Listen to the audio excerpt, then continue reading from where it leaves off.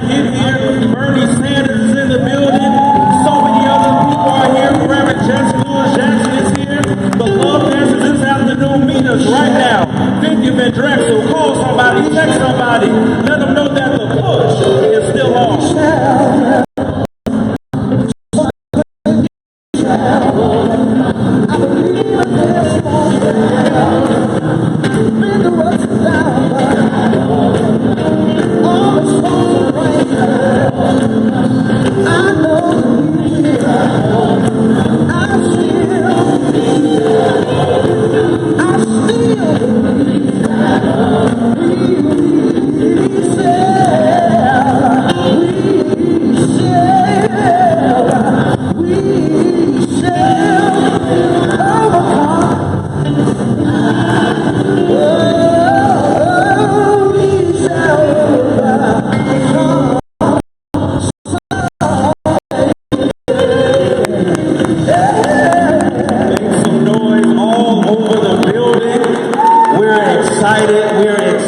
Today is the culmination day, the last day of our 46th annual convention, and we are excited about it.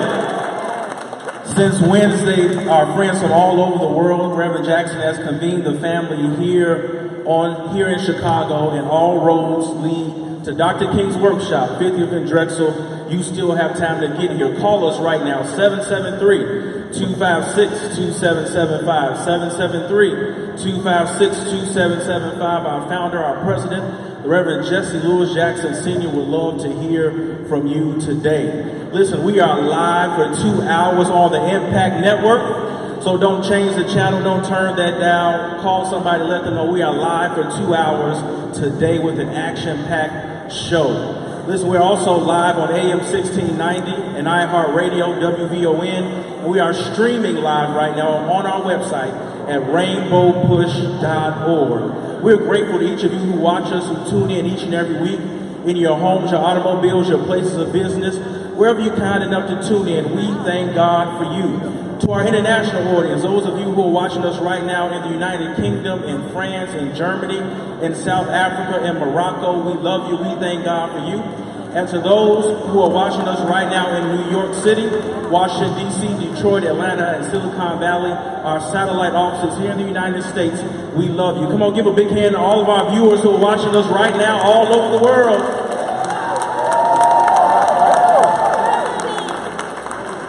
Listen, since Wednesday, we have been blessed all week. DNC Chair Tom Perez has been here. Senator Elizabeth Warren has been here. Ambassador Andy Young, Dr. C.T. Vivian, Angela Rye, Dr. Julianne Malveaux, Judge Greg Mathis, and today we have with us the junior senator from the state of Vermont and former Democratic presidential candidate, Senator Bernie Sanders, is in the building. If you feel the burn, just make some noise one more time for Bernie Sanders.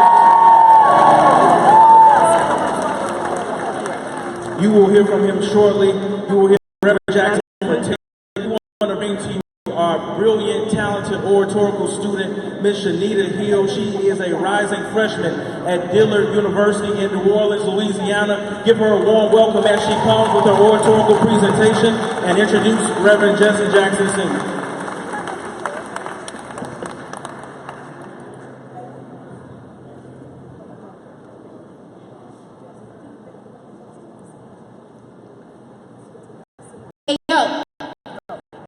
Chicago kid. Where you from? Where you live? Well, I live in fear that I will never make it past the age of 23, let alone be set away from this world of hate and lost identity. Hey yo, Chicago kid. Where you from? That no longer sees that life is a precious gift given from God to me. Just the other day, I heard gunshots. 1, 2, 3. As I saw my little baby brother, Joseph, lay on that hot summer concrete lifelessly. Hey, yo, Chicago kid, what happened to you? You see, I was shot in the head by the devil with a gun in his hands, but his name was Y-O-U. Innocent lives are taken every day, but the summertime is outrageous. My moms will always stay prayed up, thank God, and be gracious. But now this summer, she has to carry two of no mother, and I mean no mother, should have to bury their child 6 feet deep. Hey, yo, Chicago kid, where did you go? Why did you just disappear? Because, my friend, my mission is up, and God told me I no longer have to be here. It's a shame that I did not see that my expiration date on life was near. I'm afraid that someone that I know and love can be taken right out of here. I was 12 years old when I was killed. My life was taken away from me by a dummy with a gun. Pulled the trigger back, boom, one time, and my life was done. So my message to you is, stop the shooting. I want to live. Please stop the violence in Chicago. Signed, Chicago kid.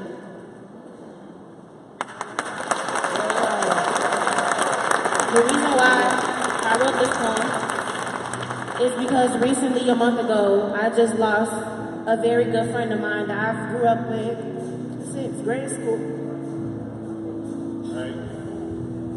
And I wrote this poem because I love him so much and I miss him. So that's my message to you all. And now I would love to present the man of the hour, a person who has part of the solution, Reverend Jesse L. Jackson Sr.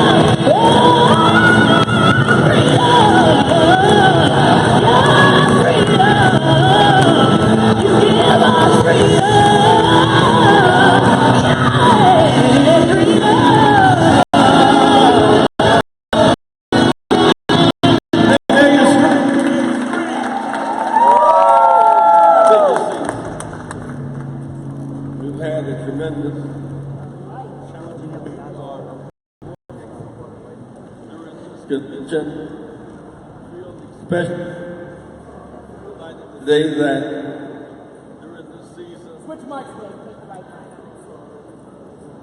during this season, 50 years ago, Dr. King was asked, coming out of Selma, to go to Gary, Indiana, to help Richard Gordon Hatcher become mayor. And the black intelligence arose against Dr. King. Said, "Come on, Richard Hatcher. He can't win, and our guy is in." Dr. King did not do a rally, he did a robocall. But the first African American mayor elected in our lifetime, Mayor Richard Gordon Hatcher of Gary, Indiana. Stand, Mayor Hatcher. Stand up, Mayor. Mayor Richard Gordon Hatcher.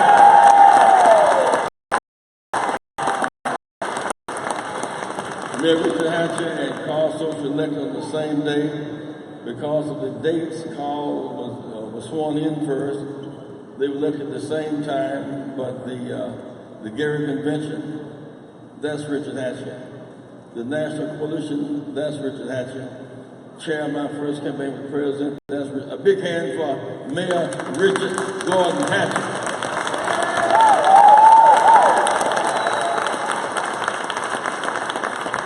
We have so much ground to cover today. Our brother beloved was with us, and he altered his time schedule to be with us today. We'll let him speak on the front side, and then we'll have our panel, because we're leaving here. So we intend to win Virginia and New Jersey this year. We intend to win back the Congress, House and Senate next year. We're organizing. A prophetic voice of our time. When I ran in '84, and they were saying we couldn't have a rainbow, we could only have a bow tie, a black coalition. Bernie Sanders endorsed me in Vermont. We won Vermont in '84 and '88 because of that side. We won Vermont in '84, '88 because of the mayor of that city. A man who with integrity and vision has come forth. We know him, we feel him, we have great appreciation for him. He represents so much to so many, and I want to express my thanks to him for being with us again. He's been here before. He's here today. The man whose vision of our country will make us better. It does not yet appear what Bernie Sanders shall do, what he shall become. A big hand, a big hand. Feel the burn. Feel the burn. Feel the burn. Feel the burn. Feel the burn. Feel the burn. Feel the burn. Feel the burn. Feel the burn. Feel the burn.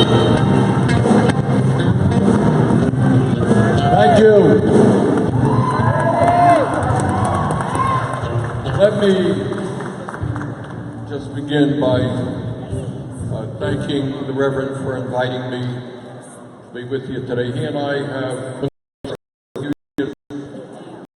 and I think sometimes we take for granted and forget the kind of struggles that Jesse Jackson has been leading in this country for a very, very long time. You know, today the concept of the Rainbow Coalition, Black and white and Latino and Asian American and Native American, everybody talks about it. But I got news for you, 50 years ago, people were not talking about it. And Reverend Jackson helped lead the way in this country to make it clear that we don't go forward unless all of us stand together and not allow racists and demagogues to divide us up. That was the message of 50 years ago, and that is the message of today. Now, I don't have to remind anybody in this room or anybody in this country about the difficulties that we face as a country. I will be going back to Washington on Monday night. On Tuesday or Wednesday, there will be one of the most important votes in the modern history of this country. And that vote will be whether or not in the wealthiest country in the history of the world, we throw $22 million of the health insurance they currently have.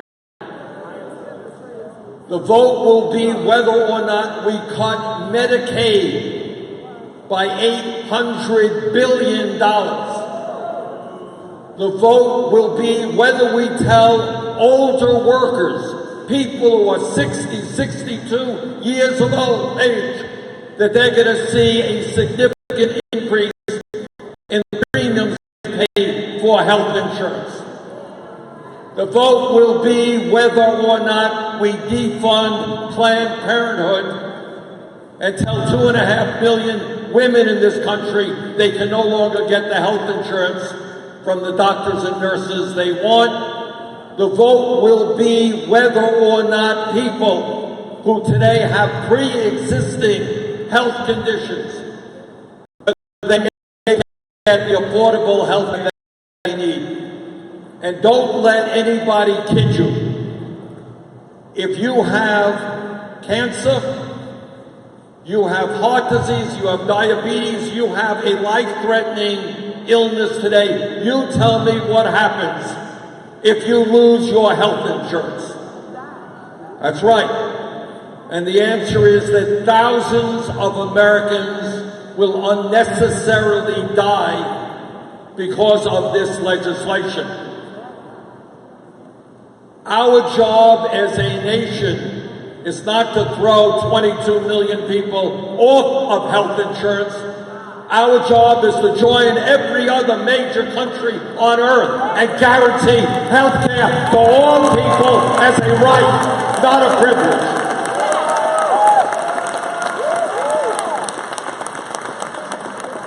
Now, I live in Burlington, Vermont. I'm 50 miles away from the Canadian border.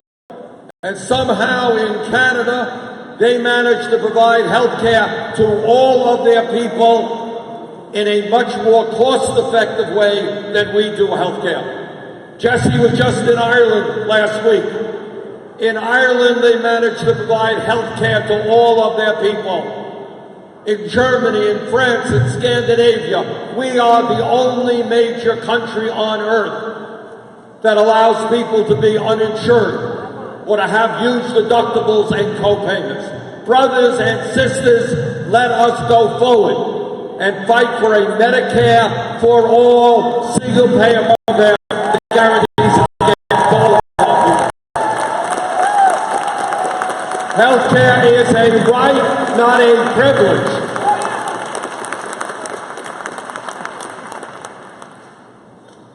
Right now in Washington and in states all across this country, the billionaire class, people who have untold wealth, people like the Koch brothers who are worth 70, 80, 90 billion dollars, 30, 40 billion dollars. What they want is more and more, and they're willing to fund candidates all over this country whose job it is to represent the wealthy and the powerful and to turn their backs on the working families of this country. Our job is to end a broken campaign finance system that allows billionaires to buy elections. Jesse Jackson has spent his entire life saying one person, one vote, not billionaires buying elections.